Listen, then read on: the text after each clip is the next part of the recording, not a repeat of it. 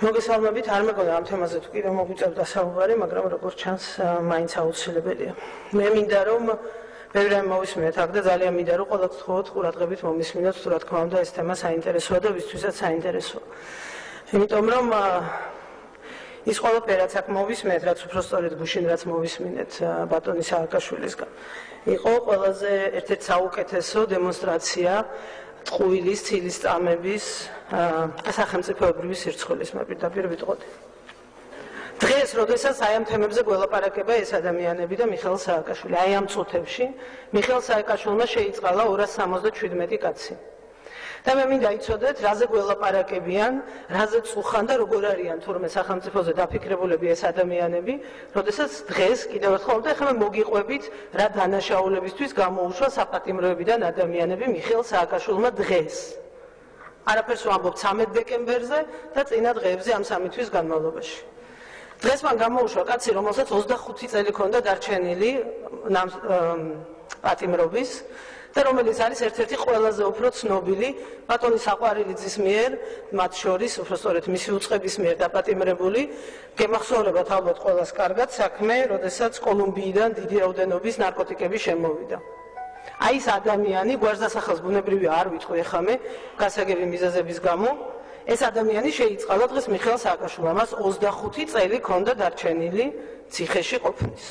დღეს მას შეიწყალა პატრულის თანამშრომელი, რომელიც გასამართლებული იყო არასრულწლოვანის წამებისთვის და არასრულწლოვანისთვის თავისუფლების უკანონო აღკვეთის გამო იმავე ბატონი საყვარელიძის უწყების მიერ.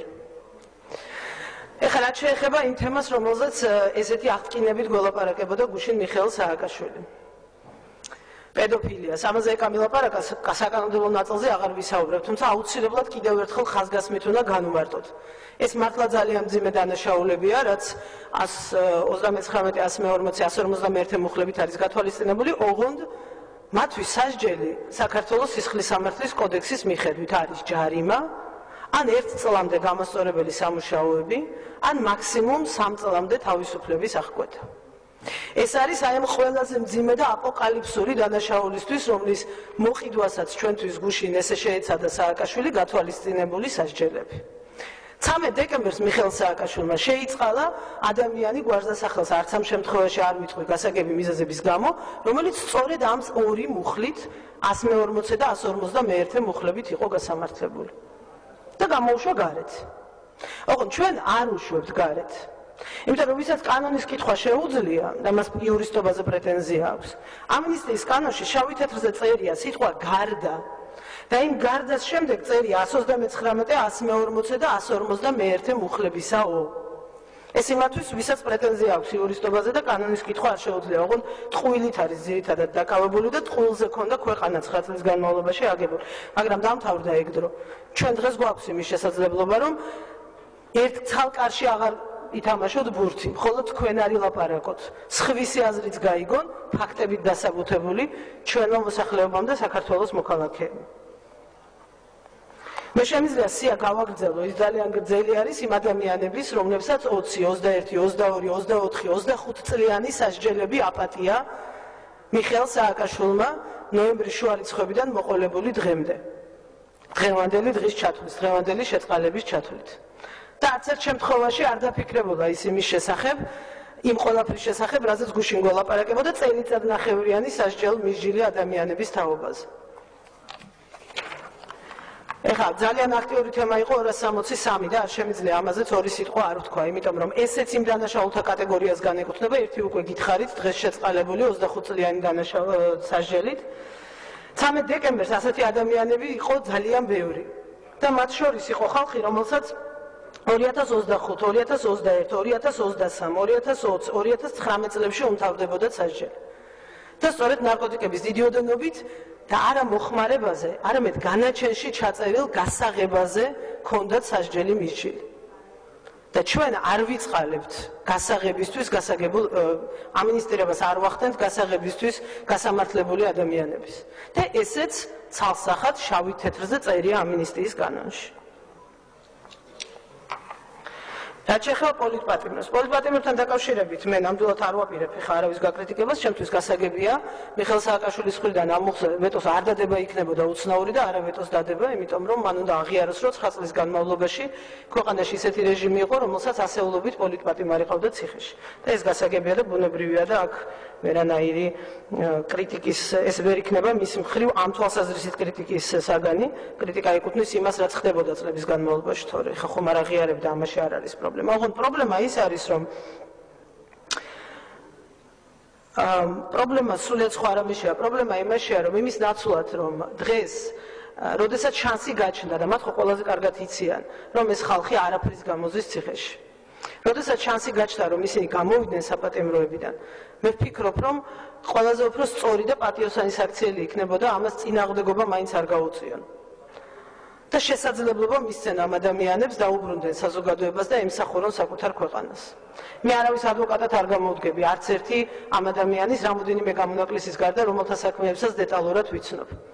მაგრამ ვცხოვრობდი ამ ქვეყანაში ბოლო 9 წლის განმავლობაში აქტიურად, ვიყავი ჩართული პროცესებში, თვალს ვადევნებდი და ვიცნობ ძალიან ბევრ საქმეს. და ძალიან კარგად მახსოვს, ჩვენ თვალწინ ხდებოდა ეს ყველაფერი. რა ვითარებაში ხდებოდა და როგორ სპექტაკლებს გვიდგავდნენ. მე თვითონ პირადად ძალიან ბევრჯერ ვიყავი დადანაშაულებული რუსეთის სპეცსამსახურებთან თანამშრომლობაში. აქ ხდომი ადამიანების უმრავლესობა, ოღონდ თქვენ ვაშკაცობა არ ყოფნიდათ, რომ ჩვენ დაგეჭირეთ. ნიკა გვარამიამ, როდესაც ის გენერალური პროკურორი იყო, პირდაპირ ეთერში მითხრა 7 ნოემბრის შემდეგ, რომ აუცილებლად დაგაპატიმრებთ, ოღონდ ეხლა მე აქ ტრიბუნალზე ვდგევარ და ვერ გაბედა. მაგრამ ვისაც გაუბედა, იმიტომ რომ ეს შეექმნათ სპექტაკლი დაედგათ და ეჩვენებინათ, როგორი ძლევამოსილი ბრძოლა მიდიოდა რუსეთის აგენტურის წინააღმდეგ. შემდეგ ხან შეიძლება ეჭვი არსებობდა, რომ ნამდვილად მოთანამშრომლე და ხან საერთოდ არაფერ შუაში მყოფ ადამიანებს იჭერდნენ. და სამაგიეროდ ამ ძლევამოსილებას მუდმივად გვაჩვენებდნენ ტელევიზიით. იმ ლოგიკით ჩვენ ყველანი ახლა საპატიმროებში უნდა ვიყოთ. და აქ ამ ტრიბუნაზე არ უნდა ვიდგე მე და არ უნდა ვაძლევდე ჩემ თავს უფლებას, რომ თელ საქართველოს ველაპარაკებოდე. ამიტომ მე ვფიქრობ, რომ ამ ყველაფერი ძალიან მარტივია და ფოტორეპორტიორების საქმეზე ითქვა ამაზე, მინდოდა ორი სიტყვის თქვა, მაგრამ აღარ გავაგზავნებ. ყველა მონახეთ ვიდეო კადრები, როგორ ხდებოდა მათგან იმ ჩვენებების მიღება, რომელიც შემდეგ საფუძველი გახდა გადაწყვეტილებების მიღების. მე ერთადერთი რამის იმედი მაქვს, რომ მე ვიცი, რომ ჩვენ გვაქვს საკმარისი ხმების რაოდენობა და ამ ვეტოს დაძლევა არ გაგვიჭირდება.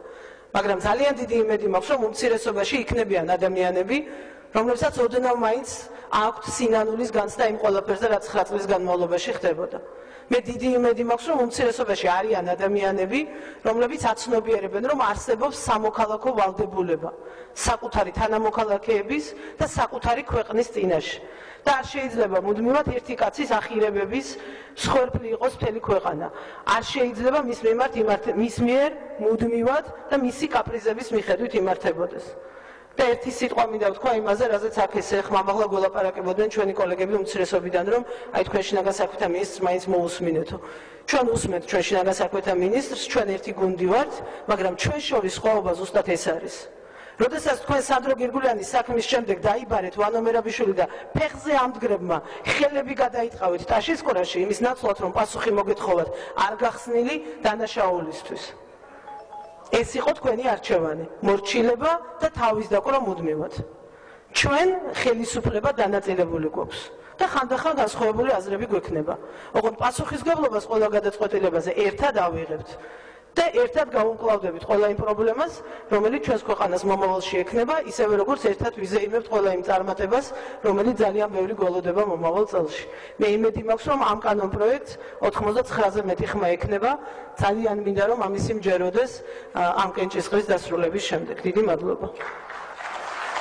მადლობთ.